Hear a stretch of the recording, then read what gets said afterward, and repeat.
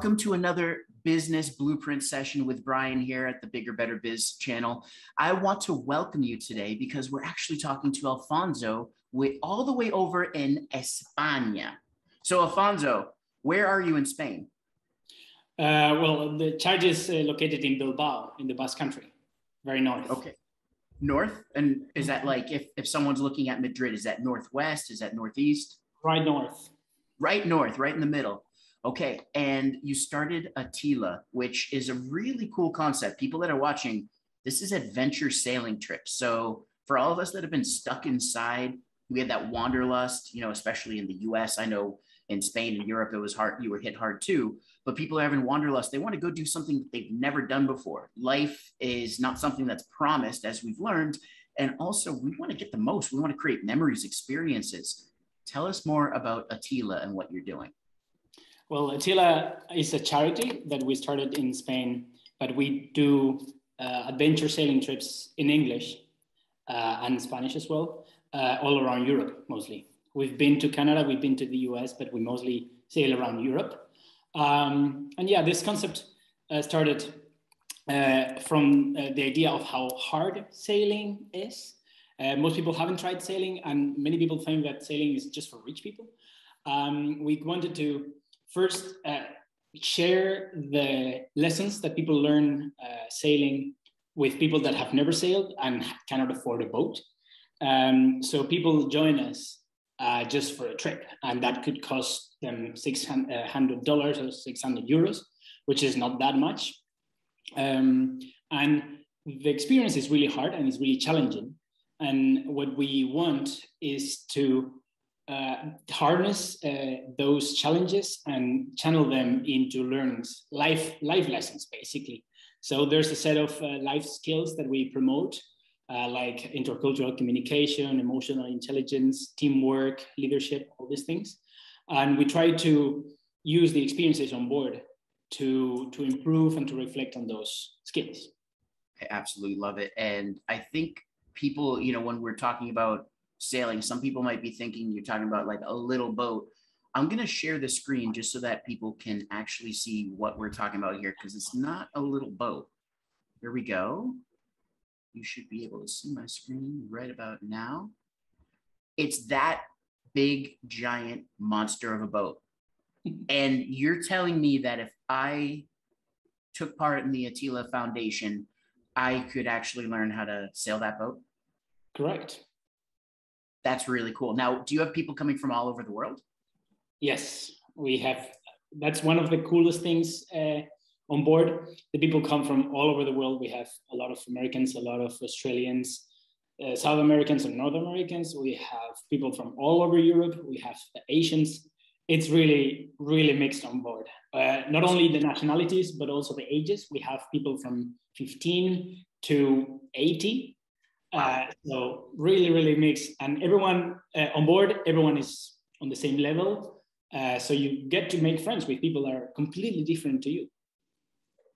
That is, so all your crewmates, you're all peers and you start at the same level and you're basically going through the same drill, almost like, not to liken it to the military, but how you're kind of like, you start at the bottom and then you build yourself up, you figure out what you're good at. You start really feeling kind of like actualized, like you've done something, you've accomplished something. Yeah, actually people in the military, very often, the ones who have been on training ships of the military, they refer to training ships as the experience where they got a lot of lessons about teamwork, about life. And we wanted to basically imitate the same in a civil environment where it's not about we have an enemy or it's not about the nation, it's about the group of people. But the same as a military ship, if we don't collaborate, if we don't look for one another, we're not going to get where we need to go. And that's basically life as well. So it's life. And I was just going to say, you just drew a parallel to marketing, because we're here today talking about your marketing, how you can get the word out, right? And I'm thinking, man, this is a team sport. It's not no one person can just do everything. So you have some specific questions that I know you wanted to cover. And the first one was about your website overall. So for those of you watching, you can go to Atyla, Atyla.org and learn more about the foundation. It's built on WordPress, correct, Alfonso? And your question was about the load speed or how quickly the site loads. Now, especially, you know, if you're hitting people all over the world, they're all going to be on different devices. Do you know, I actually just thought about Google Analytics. Do you ever look at your analytics and figure out how many people are hitting the site on mobile versus desktop or laptop computer? Yes. If I got it the top of my head, but I think it's more, for some reason, it's more laptop than mobile phone, which is strange because I know most devices today are mobile. So, right. And so like, you know, research shows that at least 54% of people are accessing websites on mobile phones. But then I kind of back up and I look, okay, maybe, you know, that's kind of a nice heuristic. About over half of our potential voyagers are coming on mobile phones. But for you, when you actually dive into the analytics, you're seeing a different story. And I have an idea why, because this is something, if I'm looking for adventure sailing or a trip, I may not be looking on my phone. I may actually have my command center where I'm taking down notes, or I have another app open and I'm kind of comparing and doing some comparison stuff. So, and especially for you, I mean, you're saying, you know, they're going to pay a few hundred, 600 euro to be a part of the adventure, but then how are they going to get there? So now they have a travel site open and everything else. It's just not as easy on a phone. So I can see why more users would be using a laptop or desktop, which is fine. But your concern here is that it loads up too slow. So have you ever heard of the testmysite tool? No. You're about to. Here we go. So I actually got it set up for you. Now, for anybody watching, you just go to g.co/testmysite, and we'll make sure we have the link down in the show notes in the description. But here, free tool from Think with Google. What we're going to do is we just type in your web address, click on the button. Now it's actually running your websites through a series of tests. It's going to look primarily through mobile, but it's going to tell us how quickly is the site loading. The other thing it's going to do, especially where you built on WordPress, which is notorious for having extra code, plugins, just takes a long time for a browser to figure out what's on a WordPress page or a site. It's going to tell us, let's see. So you're in Spain, we'll do 4G. Now it's going to tell us how quickly your site loads, but more so, what are things you can do in the back end to make it load faster? So you can see it's testing right now, and it knows this site is based in Spain. That's why I was asking, because it also has Spanish language. So it was asking, where are we? Where should we be looking at for a cell signal? The thing to remember. I just looked it up, by the way. I just looked at analytics. We have 68% on desktop and only 30% mobile.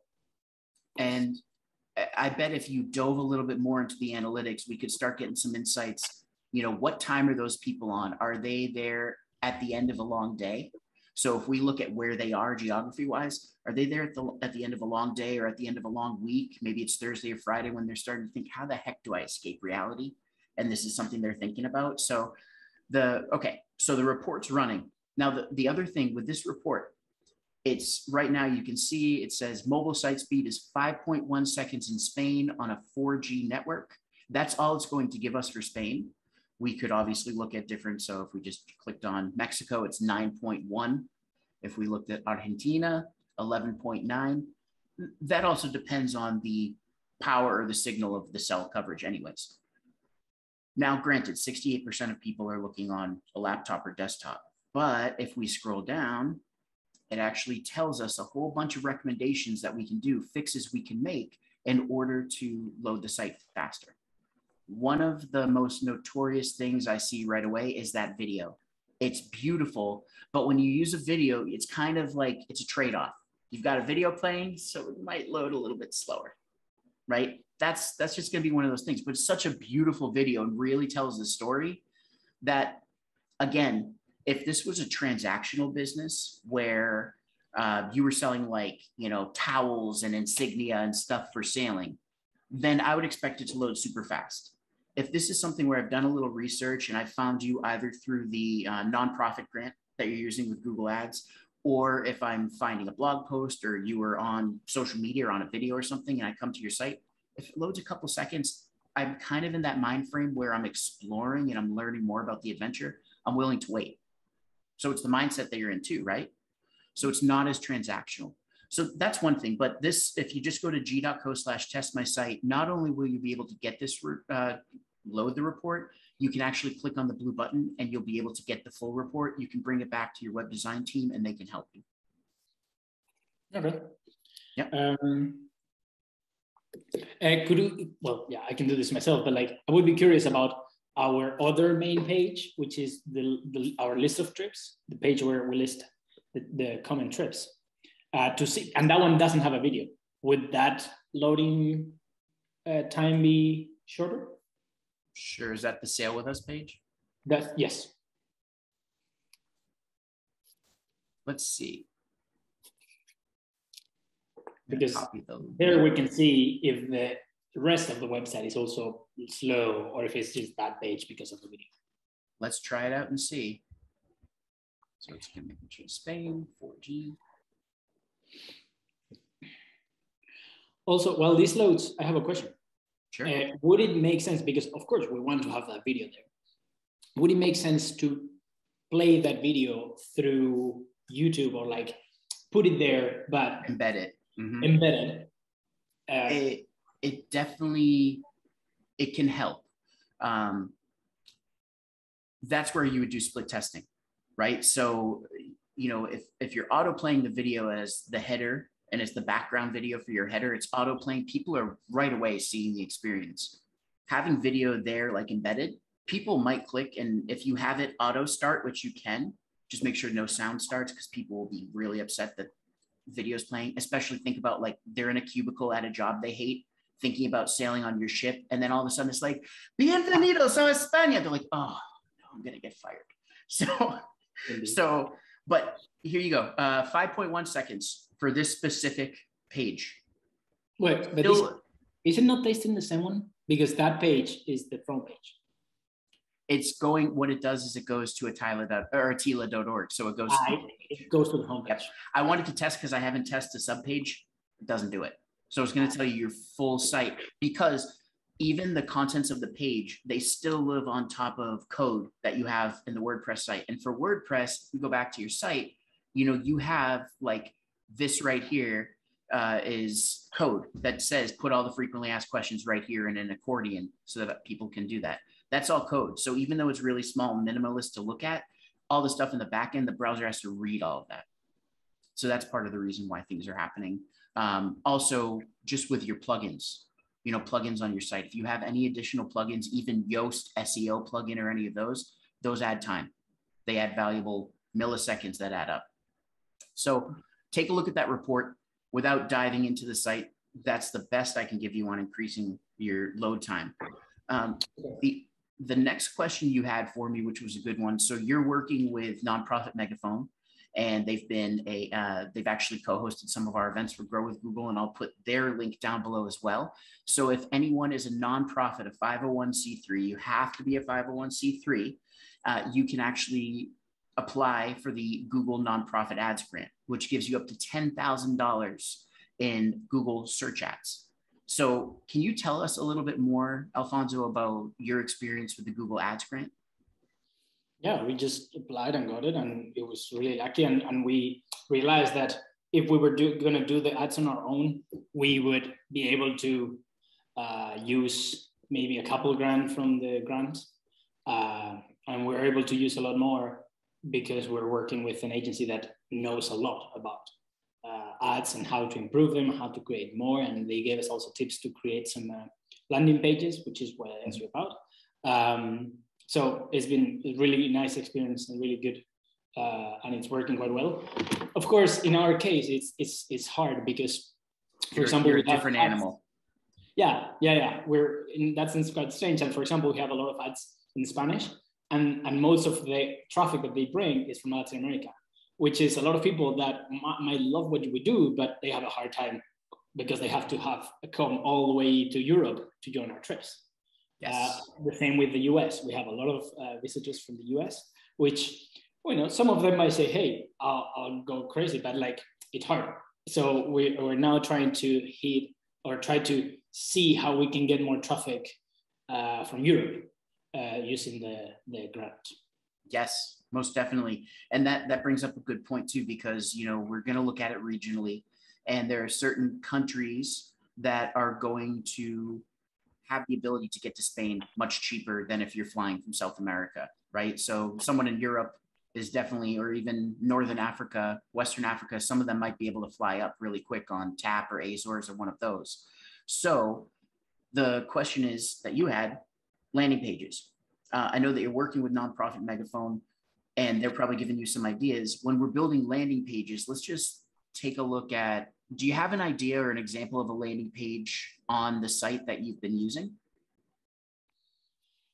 Well, our trips page. Let's do that.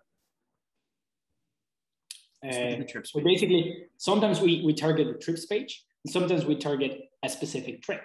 So we would have an ad that says like, holidays on the... Here's a great one. Here's a great one. So you're sailing retreats, right? So you advertise it as longer trips for businesses or companies, things like that, or teams, corporations. So when we're looking at the sailing retreats, we might have one landing page that talks about team building, right? Corporate team building for execs, for C-suite. What kind of execs wouldn't want to be on a boat and then show pictures all over LinkedIn and everywhere else showing how amazing of time they have and they're so close and all that good stuff. So it's just a matter of where are we going to get our sailors from? So if it's going to be a corporation, it could be corporate sailing retreats. And then that's going to be your keyword. That's going to be not only the URL, it's going to be the title or the H1 of the page. It's going to be in your H2s or your headlines, your sub headlines. You're going to have photos where you actually showcase corporate sailing retreats. And then you would actually make sure that those photos are titled with those words in it. So the file name should have corporate sailing retreat Atyla Spain, whatever you want to do. So this is where you're loading this page and just hyper focusing on, in this case, corporate sailing retreat. Now, do I know that if that's something that's searched for? No, you'd have to do a little research to find the correct keyword or phrase, but you just stay true to that. You're going to build out, and this actually is a really good kind of frame, like a framework for a landing page. The thing that I want to see on this is, let's say that I'm in HR or I'm planning the corporate trip, right? Something like that. Then I would want to come on a page. Okay, it's all talking about corporate trips, how we do team building, it's professional, all those kinds of things. I also want to see a call to action right here. So you have nothing clickable above the fold. Every page, go through every page and make sure it's clickable above the fold, but especially for landing pages. If someone sees your ad, whether it's in Spanish, English, French, Italian, doesn't matter, they click on this page, you should be telling them what to do above the fold. So we want to say, get more information, or move the contact form up here and have the contact form right there above the fold so they can start typing in their info, capture them right away. Right away. You don't want to make them work. So between a button that takes them to the form and moving the form up, you would choose rather move the form up? Either. Okay. So there's two things going on there. If you have the form and it looks nice and presentable, it's right there at the top. If people are interested, they're going to fill out the form. If you have the button and you say, contact us, or, whatever we might say, we're going to say, get a quotation on a sailing retreat. Then, hey, get a quote or start your trip. They click on that. Now what they're doing is they're showing a micro commitment. They're showing they're one step closer to entering in. So they've already kind of demonstrated that they're interested. By having that, if you're using Google Analytics, and especially if you set up what we call events in Google Analytics, you can actually track how many people click that button. So now you can see not only how many page views you had, which is kind of like it's okay, they're on the site. I could have 50,000 people visit this page, but how many people interacted with it? So if I have the event set up in Google Analytics, they click that button, yeah, they're brought down here to the form. And then I can see, hey, if I had 1,000 people visit the page, 100 of them click the button, and I only had 2 people fill out the form, then most likely there's something wrong with the form. So now we can use analytics to tell us the story. Does that help? Yep. Awesome. And with this form too, your name, okay. With forms, it's kind of, I'm being nitpicky here. I would split it up first name, last name. So not just your name, but your first name, nombre and apellido, because you want to have both. Because if you're sending an email, are you going to say, hey, Alfonso G, or hola, Alfonso, right? So are you going to actually mention their last name, or are you going to mention them by first name? When these people fill out the form, now you have a spreadsheet, hopefully, that has their first name, last name, email address, so on and so forth. Actually, no. Actually not. Because we don't have that much volume. What we get when people fill the form is an actual email that we just hit answer. And because I can read the name, I can just write the name. You can respond. So this goes into your next question. You're using MailChimp. Now, so for email marketing. So do you feel good about, before I jump over to email, because we have limited time, do you feel good about that? Do you have some ideas of how you could build up the landing page?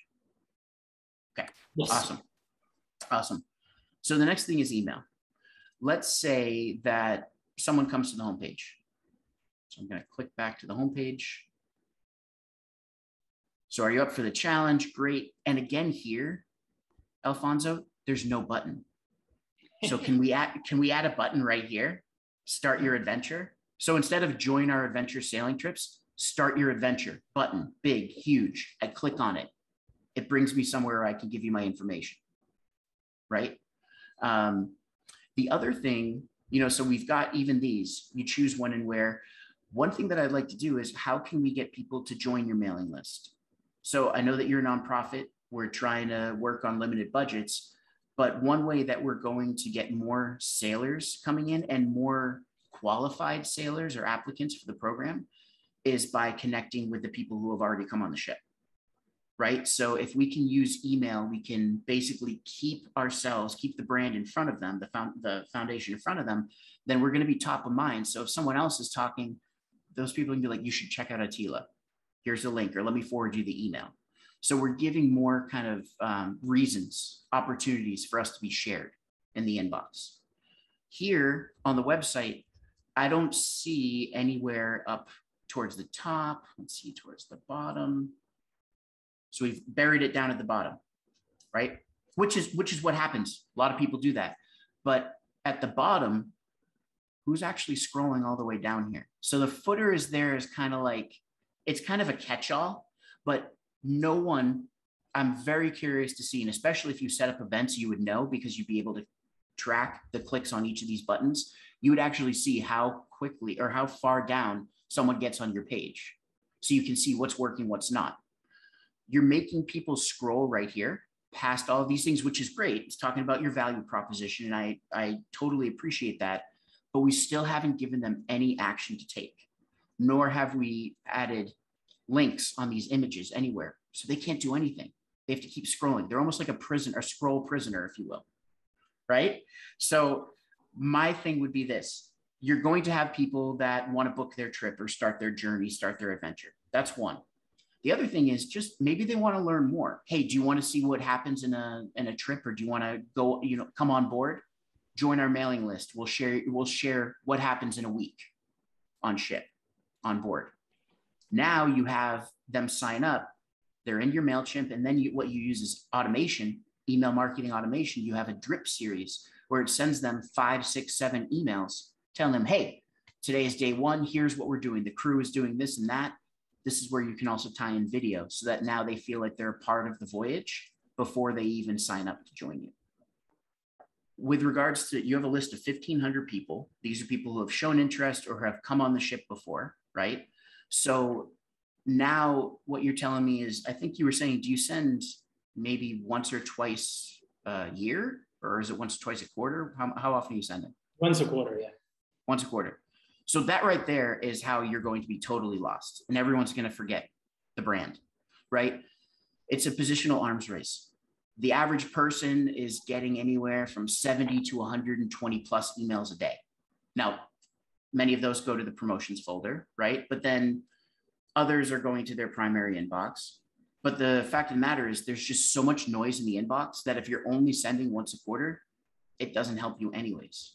So instead, what you could be doing is sending out emails maybe monthly, where you're sharing highlights of a trip or you're sharing how to tie knots, things that have to do with nautical. You might be sharing team building activities. This is all content that helps to kind of bolster the community around Atyla and around the ship. So I would suggest that you be doing monthly, because especially if you're telling people when they're on the ship, hey, we're going to sign you up for the newsletter, make sure you move it to the inbox when you do. So just put it as part of your kind of team building, even have them pull out their phones and do it when they're at port, whatever. And then now they're going to get those emails. And that's where you can say, hey, do you have friends or family that may want to join us for a trip? Have them, send this email to them, forward this email, or send them this link. We'd love to bring your friends and family on board too. I'm not sure I agree with all of that, because you don't have to agree. That's okay. But okay. Of course. But I'll tell you my arguments so that this can be constructive. Sure. Because you're saying that we should ask people to drag the email into the main inbox. If that's a big concern for you, that hasn't been a concern for most email marketers, but it's one that's top of your radar. I mean, it's what can help those emails be seen by more people, because I'm pretty sure that people that sign up for our list, they want to hear about us. That's why they did it. But then if they don't even see the email, and that's the thing, people do check their inboxes, I guess, regularly, but they never go to most people don't even go to the promotions tab. So they didn't know that we sent it. And I agree that it could be a really good idea to ask people to put that email on the primary tab, so that email appears on the primary tab. But if we at the same time start sending emails every month, for which we will have to make up content, because we don't really have that much content. Like when I can imagine when people sign up for our email list, it's like for us to tell them when we publish new trips, for us to tell them, hey, this was about the season, or like, we don't have that many news. We don't want to swamp people with information that they could be a bit interested, but they are like, eh. So my worry would be that if we start sending more emails, it will be first harder for people to all the time put them in the general inbox, and also more annoying to people. So they might even say, you know what, I'm going to put it back in the promotions box because it's not that interesting to me. I know what I want to know about these people, and I don't want emails about notes. But I don't know. This is my guess. So I want to share.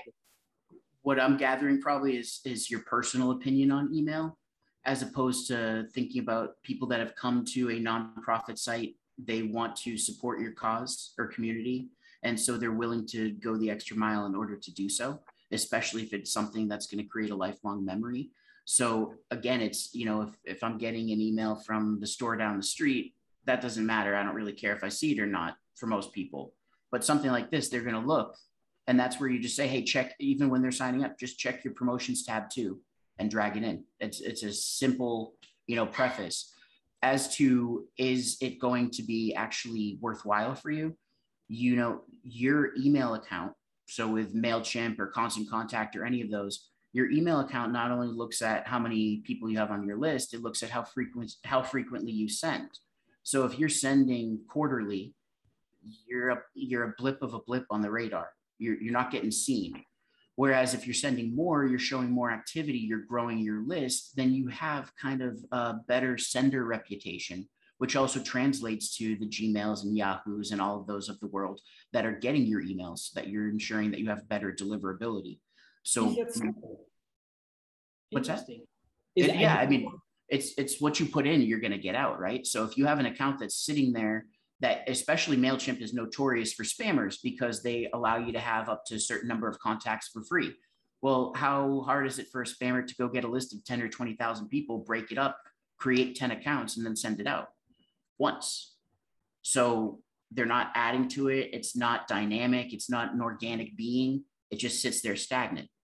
That's where you're going to kind of show through signals, basically by growing your list and sending out, that you're an active email sender. Okay. So, yep. Okay, but not necessarily. The thing is that we don't have the golden number here. We don't know. There's no golden number. It's all trial and error. But I'll tell you, if you're sending quarterly, You might see some people drop off because you're sending more to them. That's okay, because now you're going to get into a new rhythm, but you're setting a habit. Email marketing is all about setting a habit for the consumer, or in this case, the donor or adventurer. You know, and where you're saying we're overwhelming them with information. Again, what are the top questions? We just saw when I go to the, I want to say the Sale With Us page, that you have all those frequently asked questions. Those are questions that you can proactively answer in your emails. So we should be answering those questions. We should be showing them aspects of the ship. We should be showing them things that they're going to do so that they're one step closer to actually filling out the form or paying for the journey. So it's only making it more immersive and kind of a holistic experience rather than, hey, thanks for signing up. We'll talk to you in 3 months. That's exactly what happens. Right. And I appreciate where you're coming from for sure. And a lot of marketers are jaded by marketing campaigns, whether it be emails, social ads, whatever. It's just in us, because it's like being a police officer and then you don't want to go home and watch the show Cops, right? That's the last thing I want to do. Or if I'm a cook, I don't want to go watch Food Network in the United States or a cooking show.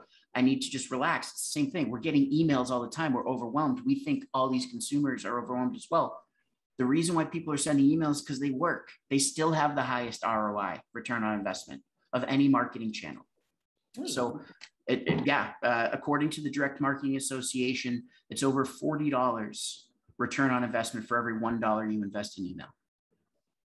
Because it's not just the one person you're sending to. It's all the people that they can tell about it. It's all the people that they might forward it to or share that article or link on their social media to get more people in. And maybe that one person took a trip with you, didn't realize that you have corporate charters, or you can do stuff for families or things like that. And now all of a sudden they're like, oh my goodness, they just bring you a huge trip with 20, 30 people. So I would say reconsider email. My suggestion would be send monthly, and also look at email automation when they join the list so that you're warming them up and getting them going. That was a question I wanted to ask now. So do you know if MailChimp allows for that? Like it does. Okay, so we have an email and then we program MailChimp for like when people sign up, X amount of days later, they get an email. Exactly. It's in email marketing world. It's called the autoresponder. MailChimp, we've set them up. I'm not sure if you have to have a paid account with MailChimp now or not. You may have basic automation. Automation is someone signs up and the system's going to do something. So normally your base automation is going to be a welcome email. So if you've ever signed up and right away you got that welcome email, hey, thanks for joining the list. Here's the coupon, or here's this, or here's that. Same thing. Welcome emails get some of the best open rates. Over 60, 70% open rates, because it's top of mind and now instant gratification. You're giving me something that I wanted of value. So yours could be, to get people to download or to get people to join your list, it could be how to tie knots. It could just be like some simple knots or nautical terms, or something that's a simple PDF that you write. Create it in Google Docs or Word, save it as a PDF, and then say, hey, you want our top 10 toughest knots, or you want to see all of our locations or the treasure that we found, whatever. You just come up with something, create it so that when people sign up, instant gratification, the first email right away, they're getting whatever you promised them. Then from there, you can set up automation where you send 3 days later, 5 days later, 7 days later. And those two are all about measuring. It's not a, let's just schedule it and then, okay, it's done. It's, hey, after the second email, we had 50, 60% open rates. Now we're hitting 30 or 20 or 15% open rates. Did we lose them? What did we do in the second email that didn't make them want to open the third? So again, just having the numbers tell you what's going on. Thank you. I very much recommend that though. Automation is the way to go, for sure. Your last question, because I know you have to jump as well. Your last question was about YouTube and video. So tell me a little bit more. What are you thinking? Well, we basically thought about that for a long while of what can we do with YouTube? Basically, what can we do with YouTube that is worth a while, that is worth the effort? Because we thought, oh yeah, we can create content, but in order to actually have a buzz, create a buzz on on YouTube, you need to have a lot of content, to have like permanent, regular content, so that the YouTube thing starts recommending you around. And we don't have time for that. I mean, we're not YouTubers. That's not our business. But is there something we can do on YouTube to just inspire people, or like bring people to our site, or get more followers, or get more donations, that doesn't necessarily mean become YouTubers and have this regular push of content that we have to generate, which is hard and costly? First thing you said, we're not YouTubers. No one is when they start. So number one, you do not have to be a YouTube content creator that has millions of subscribers and is putting out 5 videos a day. Don't have that expectation. Not going to happen. So instead, my suggestion is this: when you're starting your YouTube channel, I'm actually writing an article about this right now, how to optimize your channel and your videos. When you're starting your YouTube channel, before you start, you want to get your house in order. So there are a few things. You want to make sure you have your channel art, your banner, your profile picture ready. Those should be set. The other thing is, with your channel, you can actually start loading up videos and making them unlisted. So you don't have to start promoting your channel or anything, but I am a big believer in batch marketing, like cooking a batch of cookies, baking a batch of cookies, same kind of thing. I want to make a batch of videos. Some of the most sought after, searched for videos on YouTube, how-to videos. You have a ship full of how-to tutorials, everything. You can explain every single thing. What is a rudder? What does the wheel do? Let's look at the anchor. People are interested in all of that stuff. Right away, I know that you could probably get 10 videos done with how to, whatever, how to actually sail, how to read the wind. Simple things that might be 30 seconds or a minute that are just like commonplace for you because you've done all these voyages. If someone's just starting, these are the types of things that, whether they're interested in sailing or they're interested in adventure. The other thing is, you might just have photos. I know you have a lot of photos on the site. You can make slideshows. Make slideshows of your adventures, put them to some stock audio, and put those up. If you want to, if you have a volunteer, if you can narrate them and talk about what you're doing. You do not have to be on video. So those things can all be cooking in the background. I want to show you something, because I remember when we were first scheduling the blueprint session, what you had written about YouTube. Barefoot Sailing Adventures, 208,000 subscribers. Now, again, you're not YouTubers. I get it. These people are making videos for YouTube, but what you can do, and what I recommend anybody watching at home does, go find a similar business or the industry or the vertical or the product service. See if someone else already has an established channel. Right away, we can see they've got 500,000 views, 51,000 views, 1.5 million views, our first sale from 3 years ago. Yeah, you're not going to have all your videos, and I don't expect you to be putting up content every day. These people are getting millions of views. Now they're monetizing their channel. For you, you're driving people back to sign up for a journey, right? To learn more, donate to the foundation. These videos live there. They're going to be a huge hook for you, no pun intended, when you're fishing for new sailors. So that right there should show you that it's easy. And even if we click into our first sale, I'll let the ad play. This is called a bumper ad. It's non-skippable. And they have more ads. So they're really monetizing it. So let me skip. Yeah, because they live on this. Yep. Stay tuned. For 20 seconds, they tell me to stay tuned. And guess what? 1.5 million people have stayed tuned. Do you understand? Like, people want to see this stuff. They want to, because again, it's not just a matter of learning the skills. It's a matter of living vicariously through others. So a couple ideas I had. One was obviously, go look at this channel and see if you can grab some different video ideas of successful videos that they have. What are ones that have a lot of views? The other way that you can find out, especially because we know time is limited and we want to make sure you're spending your time on videos that are going to matter and actually bring in people. So we could do how to sail How to Sale, a step-by-step guide to sailing, 2.4 million views. Learn how to sail in 20 minutes, 565,000 views. I'm not sure this is the answer, because these people live off making content. My question is, what kind of content can we make and how to make it so that it's actually worth it for us? We like, of course, if we would have 1 million views, it would drive a lot of traffic to our site. And but in order to have 1 million views, we would have to generate all this content that these people have been creating for 3 years. Not necessarily. So again, remove the idea of how much content they've created. More so focus on the idea that they are looking at what people want to watch. Learn how to sail is a big one. There's millions of views right here on this page alone that show me that millions of people want to sit through a video and learn how to sail. I don't expect you to make 20 videos about learning how to sail. I expect you to make one that then links back to atyla.org.